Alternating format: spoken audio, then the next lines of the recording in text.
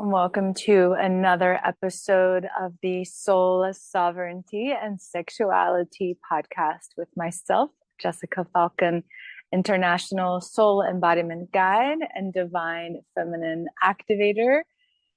Excited to talk about soul sovereignty.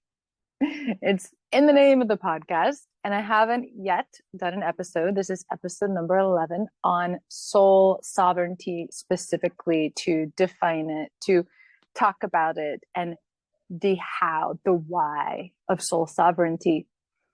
Often, I think, at least on social media, we hear a lot about sovereignty in the context of body sovereignty or financial sovereignty, and all of those are pieces of sovereignty. And what I'm talking about goes a level deeper to divine sovereignty, in which we are literally letting go and unraveling ourselves from, releasing, unbinding ourselves from the ways in which we have sourced externally. I'll talk more about what that means, and begin to only source internally from the fountain of divine love and light that is within you. And this could sound a little woo-woo to people who use that term. This is anything but ungrounded. This is deep, embodied work. Sovereignty is about being your own authority, choosing for yourself. You belong to yourself. You fully possess every aspect of who you are, which requires radical self-responsibility and self-knowledge. Self-knowledge is the gateway to soul sovereignty, but self-knowledge is just the beginning.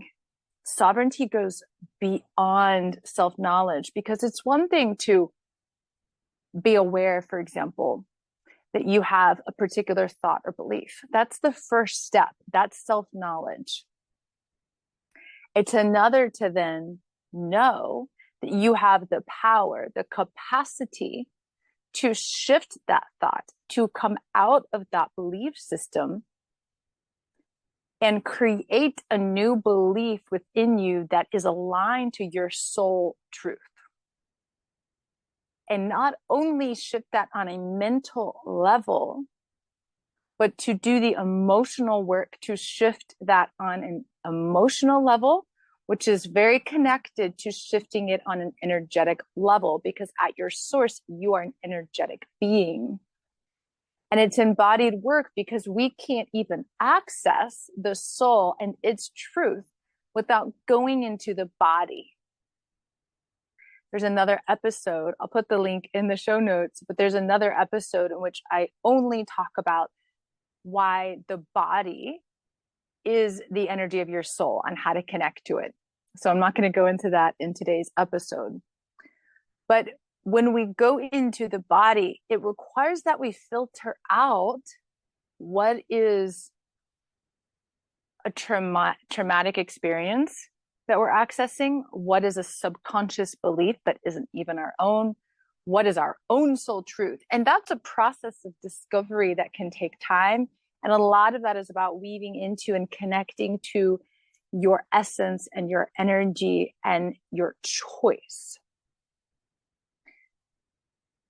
A deep, sovereign choice is aligning all aspects of your being to your inner truth and knowing, even when it doesn't make sense to the outside world.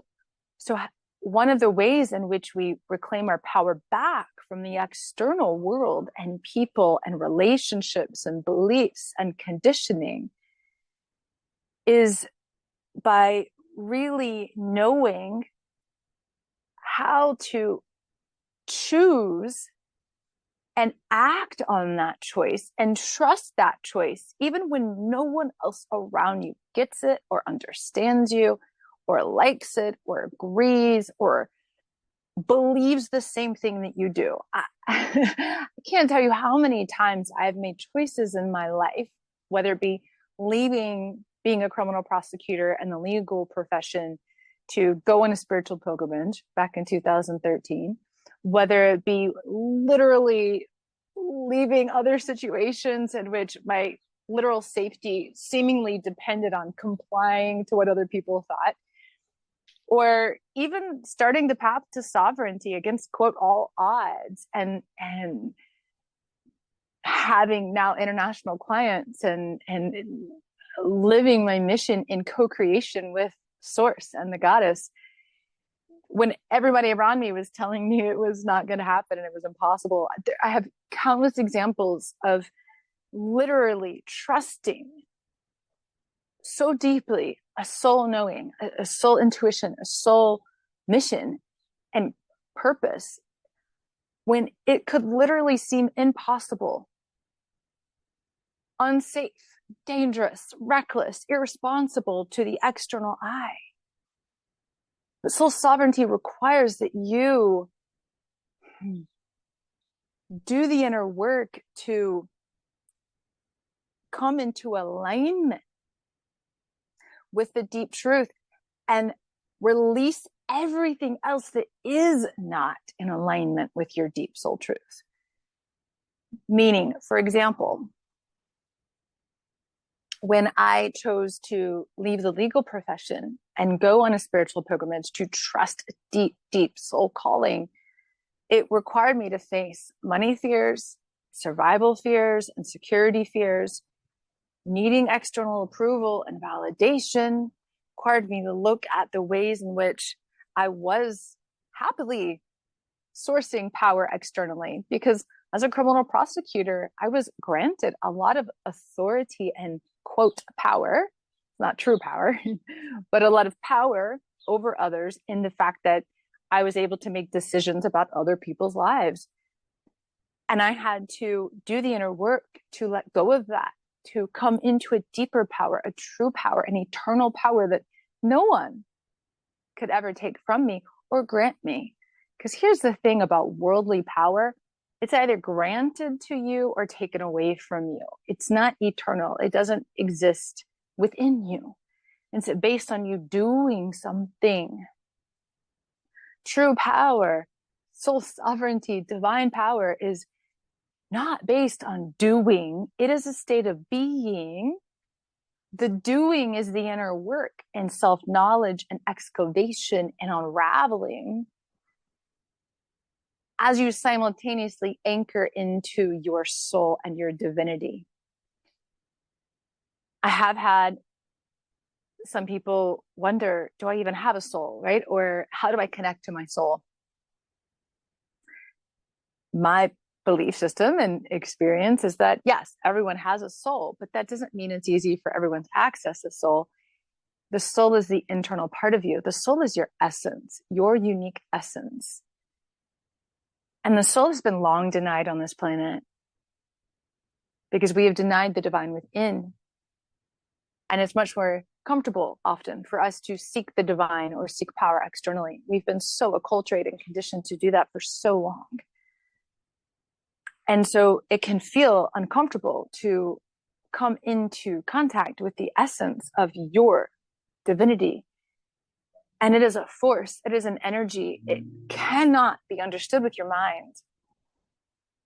Most of this cannot be understood with your mind. Your mind can create a container and the consciousness with which to go into and trust what you connect to energetically in your body, in your heart, in your own energy system. And the more we are able to see things as energy and not simply as physicality, that can make it easier to do this work. Because you recognize that you are not limited to the physicality and to the ways of the, quote, world. You are beyond the world. And one of the ways that I personally connect to my soul, my divine essence, is through my heart, through my chest. I have since a very young girl. And it was a force within me that I could just feel. So maybe even in this moment, just see if you can feel that force inside your chest. You can put your hands on your heart, feel into your heart. force, that essence that you know is the true you, the you that doesn't have a role, that doesn't have a title, that you that isn't needing to do something to be felt, the you that isn't based on what you've done or achieved or accomplished, the you beneath all that, right? Your soul is the you, the true self, the you beneath everything, beneath every thought, beneath every belief, beneath every feeling, beneath every experience, beneath every choice. That is your soul. And when we connect to and tap into and feel this essence and we spend time with it in silence, that's when we really begin to hear. And that is the gateway, as I was saying earlier, the gateway, that self-knowledge, the gateway to then, how do I then choose to be in the world as a divine being? One of the major obstacles to living as the divine you are is fear. And being with and sitting with the fears that arise for you in your life, be they financial or in a relationship, around your health, sitting with the fears that come up enable you to see the beliefs underneath and the energetic or emotional patterns underneath, so that you can begin to source internally from your divinity and not get so wrapped up and bound up in the fear which has been used to control us. Fearing punishment from another, for example, when you live according to your own soul truth. We could say that, well, my deep soul truth, do I follow that or do I stay safe? Makes me think of the Cathars. If you've ever heard of the Cathars, Montségur, it was famous. There was an invasion at Montségur in France, in southern France, and the Cathars refused to bow down, and they put themselves on Montségur, and they were invaded, and hundreds and hundreds of them were killed because they refused to submit. They refused to go against their own soul truth, no matter what, even if it meant that death at the end of their life. I know that feeling so strongly. If I'm not living in alignment with myself and my truth, why am I here?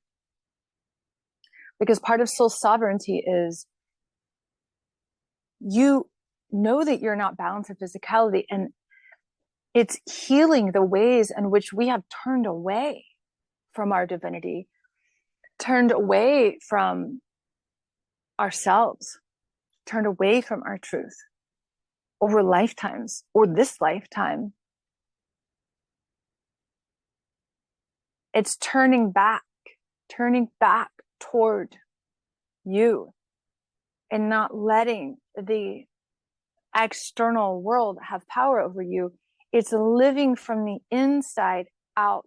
So instead of taking the outside world in and making it yours, which is what we are so conditioned to do, which is why there's so much unraveling required, you source safety, love, belonging, approval, validation, worth, value from within.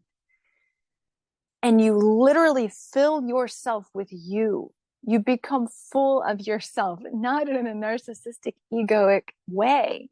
You become so full of your own soul light. You become so full of your own truth. You become so full of your own divine love. You become so full of you that you radiate the truth of who you are, even when faced with external opposition, because that is often the soul weaving those opportunities for you in your life so that you get to Align more deeply with your internal truth and not give power to the external. So situations in your life will help you do this. This can include ending karmic contracts. This can include leaving relationships in which you are denying you in order to be in it. This can include letting go of a job that gives you financial security that drains every little last bit of life force out of you. This can include you speaking your truth against all opposition because you are so committed to your soul. Because that is how you come back home. That is how you come into wholeness. That is how you come back into union with the divine within, because you cannot experience union with anyone or anything outside of you without coming into union with your own divinity inside of you. It is essential. That was a little bit of high language. It is essential.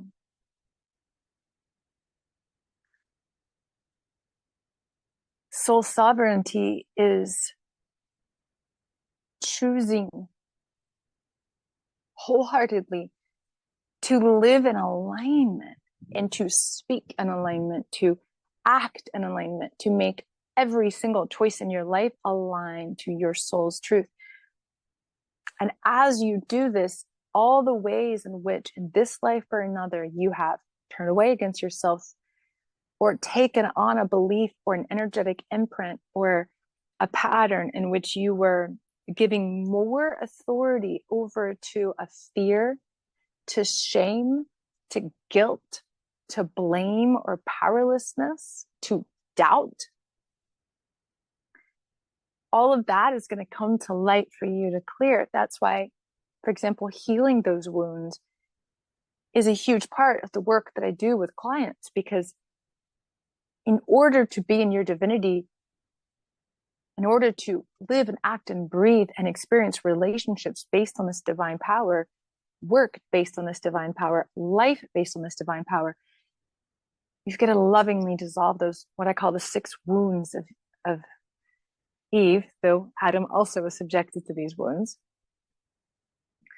in the story of Adam and Eve.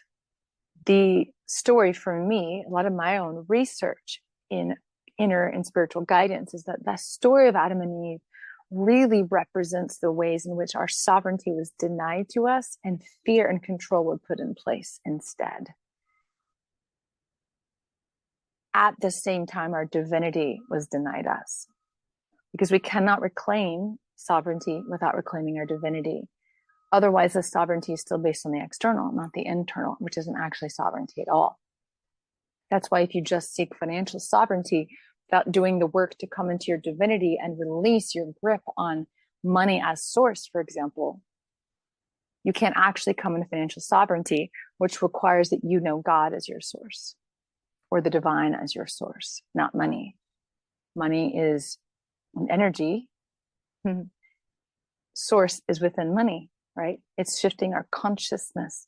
And so a lot of this work is shifting the consciousness and then taking the consciousness of your divinity, your essence, into your body to work with your energy system, into your belief system, your mind, into your life. It's a huge part of what Ecstatic Soul Embodiment, self-study program that I have online, is about, is that divine perception, awakening divine perception. It is key. But it's one thing to, quote, be spiritual, and we're all spiritual, whether we are conscious of it or not. We're all spirit, we're all souls, in my opinion and experience. It's not about a concept. It's not about an idea. This is about bridging your humanity with your divinity in every aspect of your being, internally and externally. And so it's a journey. It's not like a one and done. It's not like, oh, I'm going to heal and fix everything about me, and then suddenly I'm going to be in my soul sovereignty. Because 1, there's nothing to fix. And 2, it's really just about coming back into alignment and trusting that if your soul calls you to experience union, if your soul is calling you home to yourself, then this is the path for you. if your soul is calling you to experience freedom, true freedom, then soul sovereignty is the path for you. The only way to experience true freedom is through soul sovereignty, through embodying your divinity. The only way. You can seek external freedom just like you can seek money externally, right? All day long. But that is always going to be temporary until you cultivate the inner state of freedom through your divinity. And I know I'm speaking in a lot of broad terms today because I want to give an overview of soul sovereignty. And much of this podcast, past and future episodes, is about pieces of soul sovereignty, right? Little aspects of it, because it is so broad.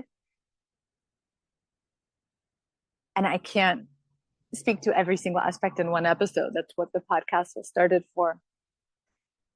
And feel free to send in your questions if this brings up other questions for you that haven't yet been answered, and I can put them in future podcast episodes. Because my mission, my passion, is to help guide you into this reclamation. It has been denied to us, and we have been blind to our own divine power, and that has allowed us to be controlled or manipulated or lied to by others,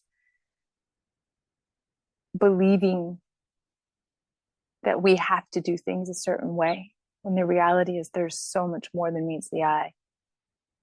And you are not actually bound to any of that unless you believe you are.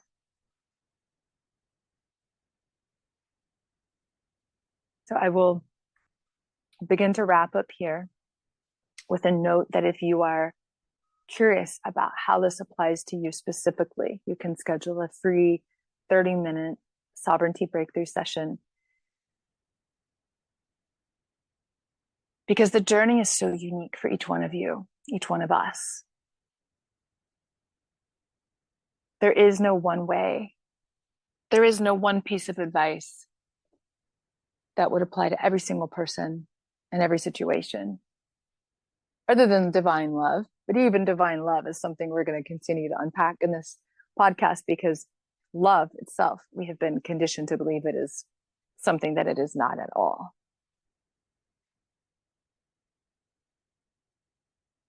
And if you have trouble connecting with the term God, source, divine, perhaps love is the way for you to connect.